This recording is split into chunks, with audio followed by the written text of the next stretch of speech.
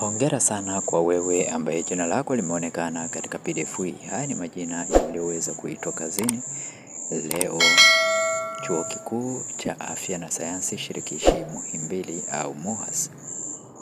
Na majina haya ni kwa wale waliofanya usaili kati ya tarehe 17 mwezi wa pili 2026 na tarehe 18 mwezi wa pili 2026. Matokeo ya usaili yameweza kutoka na haya ni majina ya walioweza kuitwa kwenye kazi au majina walioitwa kazini.